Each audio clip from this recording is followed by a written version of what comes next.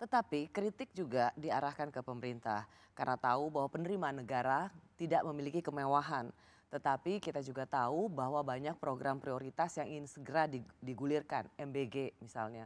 Tidak ada yang salah dengan MBG, itu adalah tugas negara yang mulia untuk memberikan makan kelompok marginal, kelompok-kelompok prasejahtera. Tetapi problemnya adalah skala prioritas. Sehingga dan kemudian Danantara.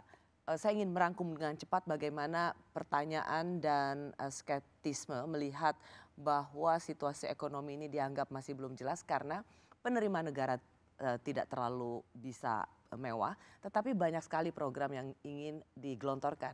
Ada MBG, ada Danantara, ada Koperasi Merah Putih, ada perumahan 3 juta perumahan. Sehingga orang melihat bahwa apakah sebenarnya kita ini sedang membangun sesuatu yang nggak real. Padahal pandangan orang tentang apa yang dikerjakan pemerintah itu kan penting untuk menjadi fondasi confidence atau kepercayaan. Oke, saya ngomong sebagai seorang yang pernah jadi Menteri Keuangan ya. Anchor kita itu adalah defisit anggaran. Tidak bisa lebih dari 3%. Ya, udah dikunci di undang-undang. Persis. Dan Anda waktu itu hadir di Sarasehan, statement yang paling clear dibuat oleh Menteri Keuangan Sri Mulyani adalah saya akan jaga defisit anggarannya di bawah 3%. Sisanya itu soal realokasi. Dan jangan lupa bahwa angka pajak terakhir itu sudah mulai ada peningkatan. Tapi lepas dari itu, yang saya ingin katakan adalah kekhawatiran orang itu kalau kemudian fiskalnya jebol. Ya kan, lewat dari 3%. Tapi karena sudah dikunci, maka yang terjadi nanti adalah soal realokasi aja. Ke sektor mana?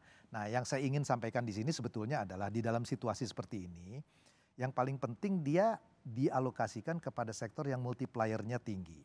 Satu, kemudian executable segera. Karena kita butuh sesuatu itu bisa di-disburse. Karena kekhawatiran saya begini Rosi ya, ini kayak orang pinjam uang dari bank.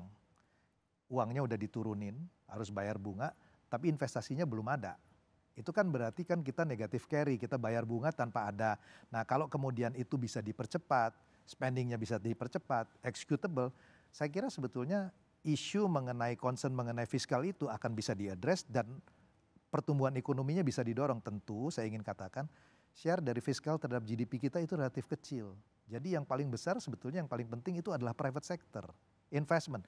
Nah musuhnya private sector apa? Tadi saya bilang ketidakpastian. Kalau peraturannya sebentar berubah, ya managing birokrasi itu yang sebetulnya makanya saya bilang apa yang disampaikan kemarin oleh pemerintah dengan diregulasi itu adalah sesuatu yang luar biasa.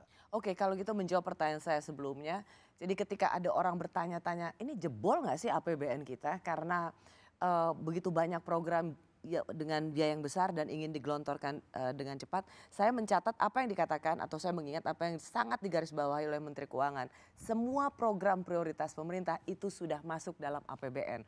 Artinya memang Menteri Keuangan memberikan jaminan bahwa apa yang penting itu sudah dianggarkan. Sesuatu yang mungkin ini kalimat saya yang belum prioritas. Meskipun itu dibilang, oh sekian juta ini. Ya kalau misalnya itu belum jadi prioritas, ya itu tidak akan dianggarkan dalam APBN. Kira-kira mungkin seperti itu ya. Untuk menjamin tingkat confidence bahwa ini bakal jebol apa enggak. Percayalah bahwa semua program-program prioritas yang memang dianggap penting, itu sudah menjadi bagian dari APBN. Dan tidak akan jebol. Betul, karena itu adalah undang-undang. Ya. Jadi nggak bisa dilanggar kan. Jadi soal realokasi nanti prioritasnya tentu keputusan dari kabinet ya. Tetapi yang saya mau bilang adalah kekhawatirannya adalah apakah fiskalnya akan lebih dari 3%? Jawaban saya adalah enggak.